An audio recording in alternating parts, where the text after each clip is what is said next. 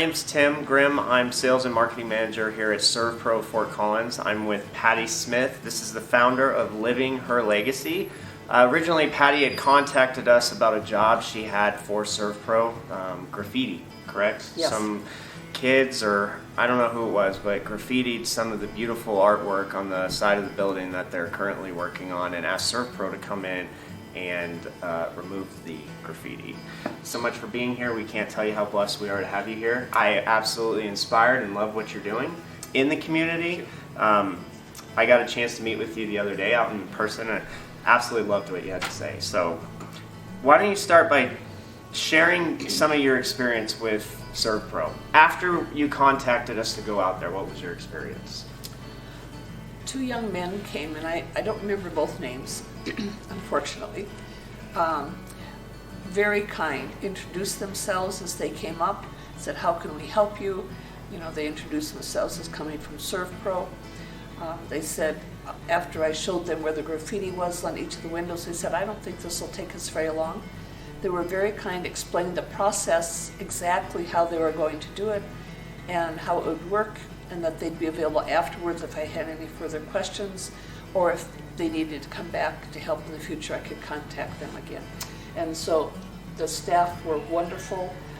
I mean, it didn't take them very long, and I had scrubbed and scrubbed to try myself, Yeah. and I had only made it lighter.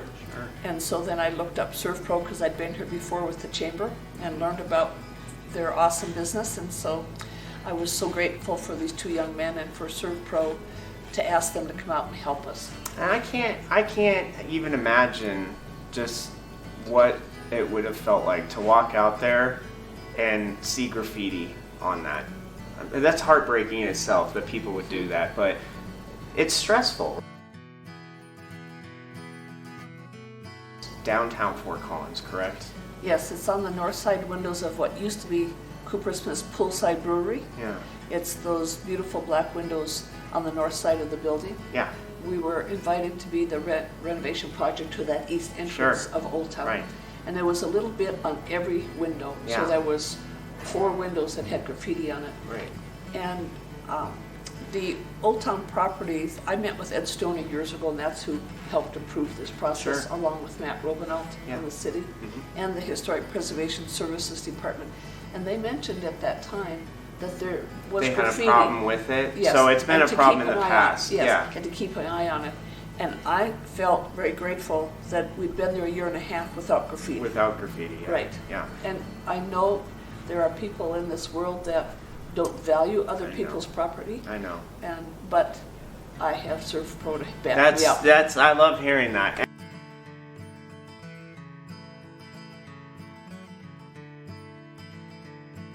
The way they're making these are anti-graffiti, correct? For the future? Yes.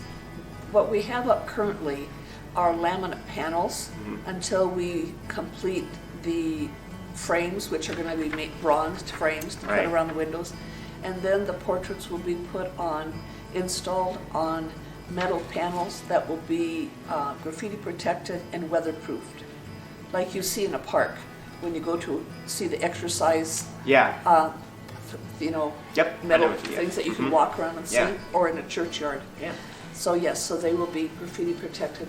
And to me, that doesn't mean graffiti won't stick. It means should come off very Fairly easily. easy. Right. Yeah. So it's Right. not even as hard as what you saw the first time. So that's good.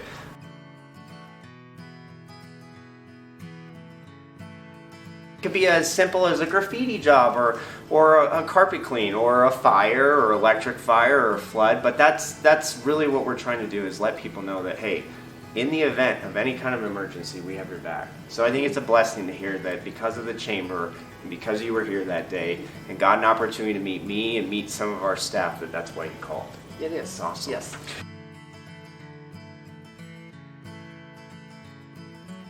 Give you the floor on this one. Tell us a little bit about Living with Her Legacy.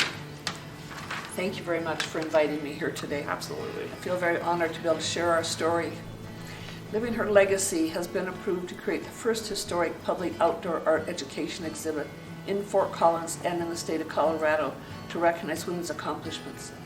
In over 3.5 years of time, and 7 selection events with over 100 or more community members participating.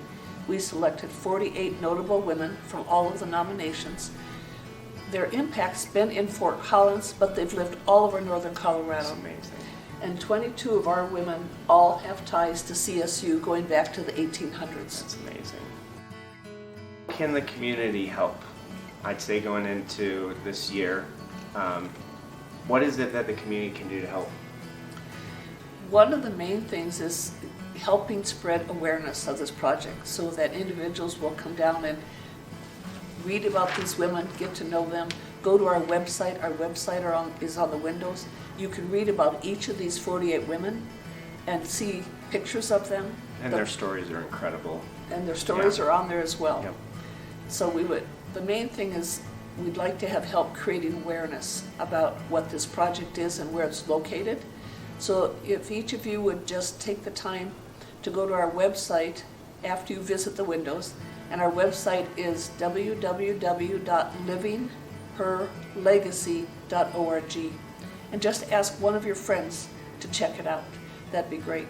And we can always, of course, if you're interested in supporting the project, there is a donation site listed there as well as a QR code, which I've learned about also through this process. It's becoming very popular now. Yeah. There's one message you could relay to the viewers that are going to see this, and possibly more, which I'm hoping this spreads like wildfire. What's one message that you could give to the local community and anybody watching this video?